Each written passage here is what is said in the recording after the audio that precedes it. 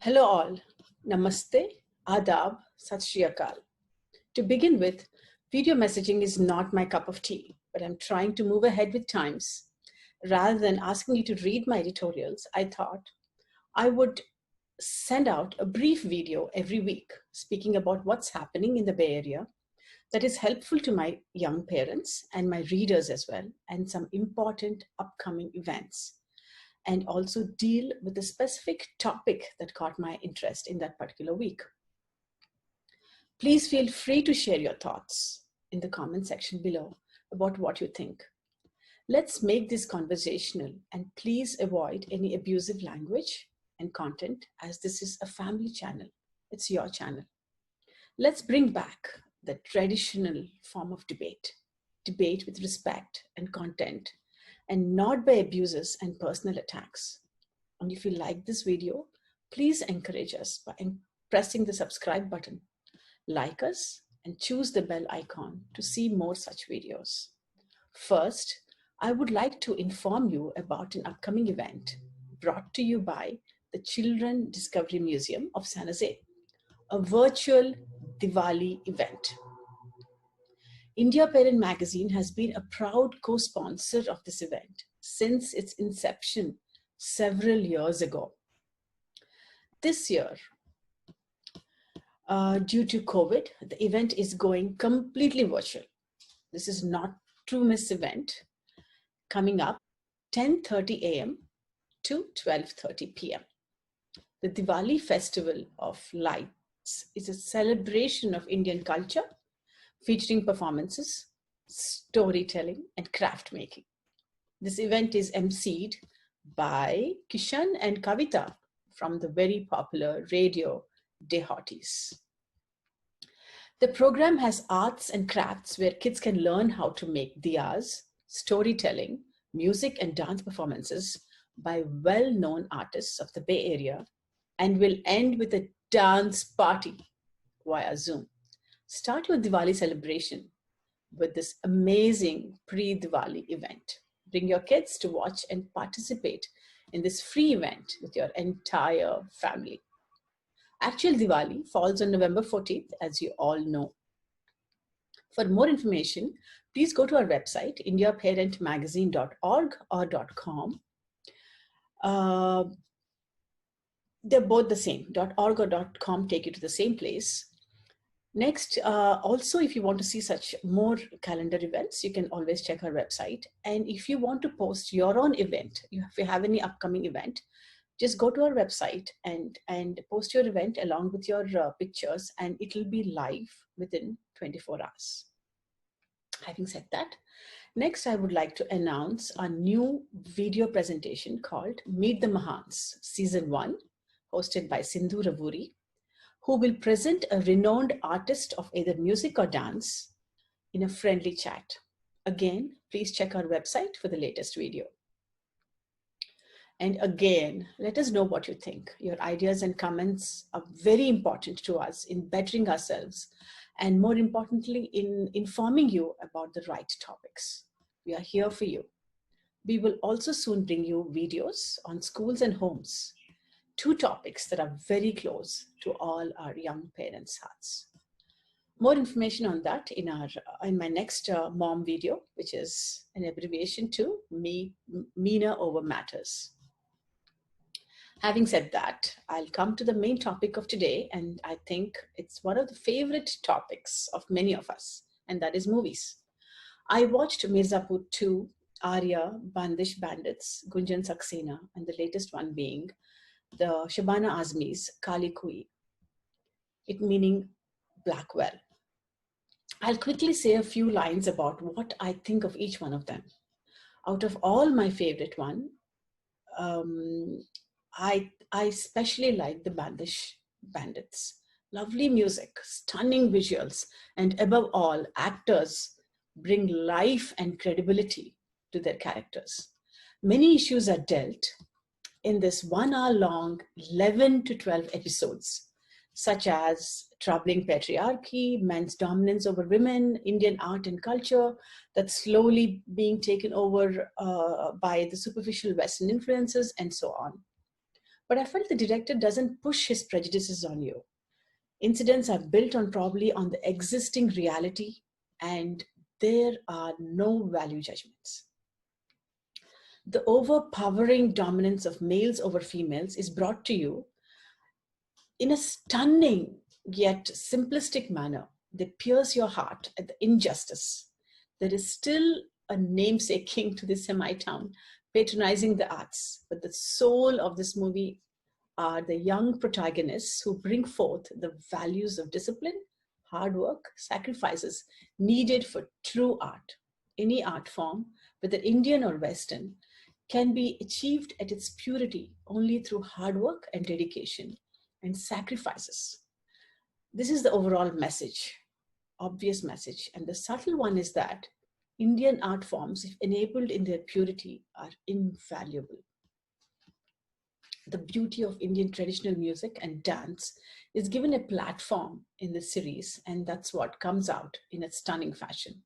I truly wish the finale competition was between a male and a female, and the roles were reversed between the main young protagonists. And another aberrant in otherwise well done series are the unnecessary smoking scenes with the young female singer. It's obvious that the actress was not comfortable, and it was kind of jarring, as if the scene is being forced into an otherwise well done script. This is the cigarette lobby showing its might, is what I felt.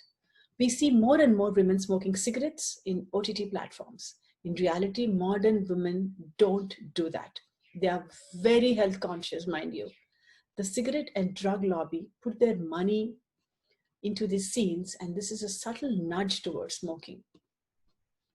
Please, I request directors and producers not to indulge in such lobbying and put pressure on young, impressionable minds. Next, I come to Mirzapur 2, and I wonder what the heck is this series about? Really, what is it about? Another depiction that seemed to be driven by the drug and the gun mafia. The series is just about violent and sickening sex scenes that make you want to throw up, drug abuse, and trigger happy heroes. Recently, a Congress minister's son has killed a young woman called Nikita Tomar in Haryana in broad daylight for refusing to be his girlfriend. After apprehension, he revealed that he got influenced by one of the characters in Mirzapur 2, who does the same and gets away with it. In fact, in the movie, this villain/hero actually kills a pregnant woman just because she marries somebody else. Most of the men in Mirzapur 2 are sex-starved, trigger-happy, drug-addicted, drug-selling murderers. But they're shown as heroes with some sad background story as justification to their acts. Acts of criminality, which is actually atrocious. This kind of glorification of monsters in movie after Indian movie must stop. Only Indian movies and series have this tendency. Other countries focus on more suitable narrative or show drug peddlers as drug peddlers, not heroes. And I hated this series. I simply hated it. It was unnecessary. It was neither entertaining, enjoyable, inspirational, or soul-lifting. It's just dark depiction of actually nothing. Purposeless. Don't watch it if you haven't so far. Another highly touted series is Sushmita Sen's Arya. This too is about a drug peddling family. Sen was lauded by several reviewers, and the series given complimentary reviews. And yes, I agree that she did perform well. However, why are drugs such powerful subjects in almost all Indian web series? And why are the perpetrators glorified? In one scene, Sushmita Sen's teenage son has an incident with his teenage girlfriend in the swimming pool. And while indulging in drugs and sex, the girl collapses with overdose and is taken to the hospital. I thought Sushmita as a mother would explode at her son for such a horrific incident. But she actually sits there with him at the pool and discusses his love life with a tongue-in-cheek attitude, smiling at him when he describes his drug mouth to mouth passes. This scene infuriated me. I was aghast, actually. I was very hurt. Drug taking is so normalized, and you can clearly see the power of drug lords over Mumbai's Hindi film industry. It's blatant. Another irritant factor is how young girls are shown smoking, drug using, and encouraging men and young boys into sexual activities. It's extremely agitating, at least to me, that they show women in this derogatory fashion. This is very subtle nudging of the audience into believing it's the women that are the cause of destruction. This happened in Mirzapur too as well. Women happily accepting their murderous, Donish sons, brothers, boyfriends with sympathy and commitment. It sickened me. Even a strong character such as Sushmita's Arya could not or does not negate her above 75-year-old father to stop sexing with a seemingly some 20-year-old young girl. Mirzapur and Arya are so glorified by the mainstream media in India, and strangely, Bandish Bandits is underplayed. I find that extremely perplexing and even suspicious as well. Audience need to observe how film industry indirectly pushes a drug smoking culture actually onto our young, susceptible generation. We have to show them that we are not a dumb audience by rejecting these series and movies. Now, let's come to Gunjan Saxena. This is produced by the great Karan Johar, and to me is a major disappointment. The story is built upon false premises, undermines an entire Air Force belief system, and all just to suit the sick mind of Karan Johar.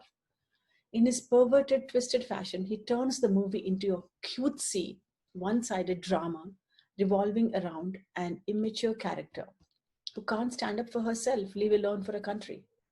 She plays victim. The real Gunjan Saxena is a petite, dark-skinned, apparently strong woman who beats the odds. In the movie, however, Karan Johar turns her into a tall, fair, cutesy Janvi Kapoor. Unrealistically, makes all officers biased and selfish, sexist bunch, and her army brother an idiot. In his typical glossy, ill-informed, oblivious, blatant fashion, he changes the basic stats. He makes it frivolous and above the ground with false depths. An unnecessary scene where Jahnavi asks her father if it's okay not to say Bharat Mata Ki Jai, just only because she likes to fly and not to be the Sainik. Johar plays into the minds of mainstream reviewers who loved that bit in the movie. What's wrong with saying Bharat Mata Ki Jai? What's wrong is the violence behind it, not the sentence. Don't we all say God bless America? It's not the words, but the actions behind words that are dangerous. The real Gunjan acknowledged in the court that she was a very well-respected officer and did not face any discrimination. Well, that's Karan Johar for us, always playing up to nonsensical illusions. In addition to that, I find Pankaj Tripathi, who plays Gunjan's father, his acting skills a little bit monotonous. His movements and slight facial wriggles have become boring and predictable. He needs to change his act. As it happens with some movies, especially if it's a Johar's flick, Gunjan Saxena is overrated and critically praised by many of his mainstream Gaga reviewers. But I didn't find it that great, frankly speaking. Finally, I would like to say a few words about the Kaali, Khui, a movie about child infanticide. A good idea, actually, a very good idea. Main protagonists are the child actress Raiva Arora, Shabana Azmi, and Sanjida Sheikh. Well, the idea is a good one. The necessary turns and twists are actually, the turns and twists are actually long and unnecessary and pretty boring. I found fault with 3 issues in this otherwise good intent. One, the movie puts the burden of female child the female child killings onto the women of the village themselves. In a typical patriarchal fashion, the blame goes on to women in an obviously male-dominated world. Men are seemingly bystanders or as helpless victims themselves. I found this bizarre. Secondly, women doing away with female babies are shown as one-eyed, wrinkled, physically challenged in some way or the other. This is insanely inhuman in the sense of equating a misshapen feature with evil. I mean, come on, grow up. Crazy symbolism, and it made me very angry. Just as that overhyped director Rajmouli did in his Bahubali series, making all dark-skinned people demonous. Third, and most importantly, assuming only young women can bring equality and act as heroes against injustices is belittling centuries of undaunting fight women have devoted their lives to.